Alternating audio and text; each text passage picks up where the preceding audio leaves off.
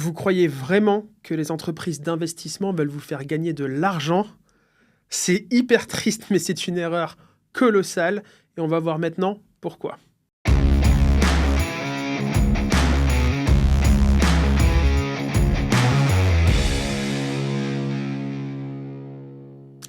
Bon, eh bien, une nouvelle fois, je ne vais pas me faire des amis. Il faut bien comprendre que lorsque vous travaillez avec une entreprise d'investissement, ça peut être un conseiller en gestion de patrimoine, ça peut être votre banquier, dans immense majorité des cas, ces gens ne veulent pas que vous gagniez de l'argent. Je m'explique. Quand vous êtes investisseur, ok, ça veut dire que vous voulez gagner de l'argent avec votre argent. Bon, jusque-là, tout va bien, vous allez me dire, Guillaume, pourquoi est-ce que tu me racontes des conneries pareilles? C'est vrai. Par contre, votre intérêt n'est pas celui de votre prestataire d'investissement. Vous investissez, vous savez que vous allez prendre un certain niveau de risque et donc vous allez avoir une certaine espérance de gain. Voilà. Une entreprise d'investissement, ça ne fonctionne pas comme ça. Encore une fois, quand vous travaillez avec quelqu'un, posez-vous toujours la question de comment cette personne est rémunérée. Aujourd'hui, l'essentiel, plus de 90% des entreprises d'investissement en France sont rémunérées à la commission. Alors, moi, les rémunérations à la commission, j'aime pas ça. Mais pourquoi pas? Je mets mon avis de côté, pourquoi pas? Le problème, il n'est pas là.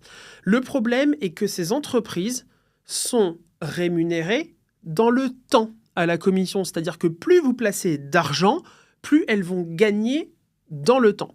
Or, vous êtes investisseur. Et donc, vous allez vous dire comme ça, de prime abord, plus je gagne de l'argent, plus je vais vouloir travailler avec ce prestataire-là. Ok, jusque-là, c'est la logique. Sauf que dans la vraie vie, il y a énormément d'études de psychologie autour de tout ça qui sont d'ailleurs faites par ces grosses entreprises. C'est pas du tout comme ça que ça marche. Aujourd'hui, l'essentiel des gens qui veulent investir leur argent en France ne veulent pas en gagner. Ces gens ne veulent pas en perdre. Et ce qui est un petit peu différent. Il y a eu des études comportementales qui ont été faites et qui nous montrent que aujourd'hui, on peut faire gagner de l'argent pendant 30 mois d'affilée à un investisseur. Si les 2 mois suivants sont négatifs, l'investisseur prend peur et il ferme son compte. Il va fermer son investissement. Et ça, pour les entreprises d'investissement, c'est un drame.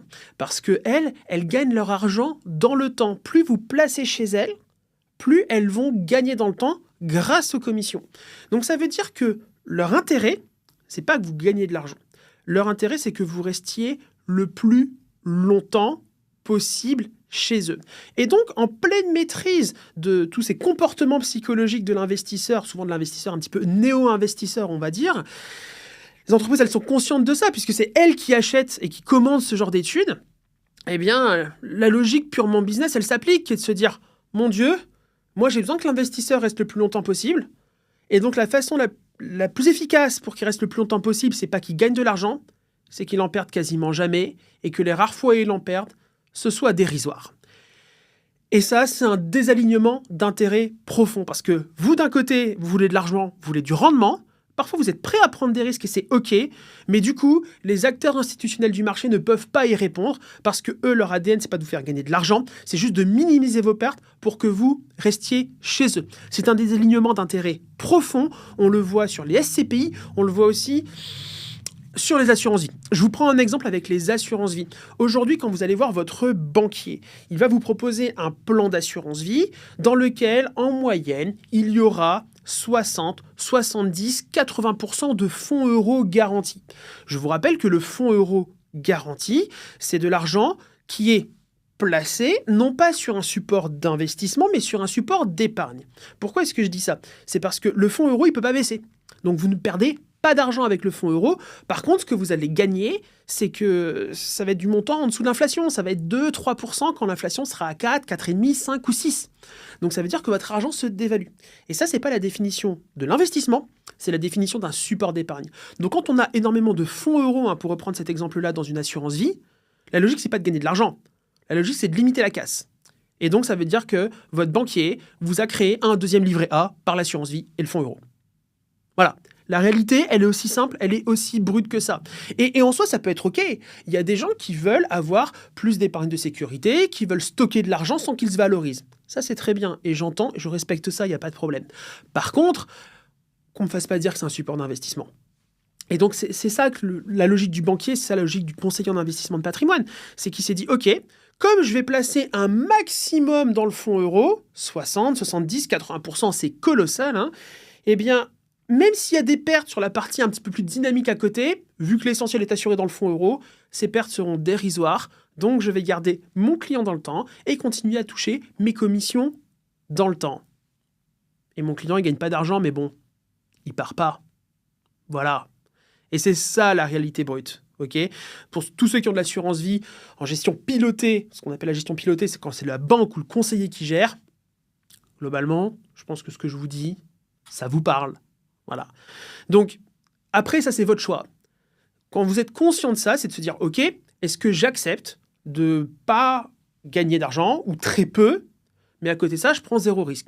Ça, c'est un choix, je respecte. Par contre, si jamais vous voulez avoir des choses un petit peu plus risquées parce qu'on est dans le temps et avoir des rendements du coup plus élevés, ce qui est à la base le but de l'investissement, ces produits-là ne feront pas l'affaire. Ça, voilà, des désalignements d'intérêts dans l'investissement, il y en a plein. On pourrait parler des SCPI, je pense que j'en ferai une vidéo dédiée tellement il y a de choses à dire. Dans tous les cas, ce genre de prise de hauteur, c'est essentiel du point de vue de l'investisseur et pour ça, vous avez besoin d'un petit peu de culture d'investissement, un petit peu plus de culture financière. Donc les moyens d'en obtenir, moi j'en vois plusieurs. Bien sûr, moment promo, il y a cette chaîne, abonnez-vous. Et globalement, on a une newsletter, elle est complètement gratuite, on vous envoie 1 à 2 mails par semaine très concrets, très pragmatiques. Le lien est disponible en description. Si vous voulez effectivement aller sur des rendements plus intéressants, prendre vos risques, parce qu'il y en a toujours, et se faire cette culture d'investissement qui nous manque drastiquement en France. La newsletter, franchement, pour ça, elle est top. C'est moi qui la rédige et j'y prends beaucoup de soin. Ça vous plaira, je vous le promets. Donc, je vous laisse vous inscrire. Le lien est en description et puis je vous dis à très vite.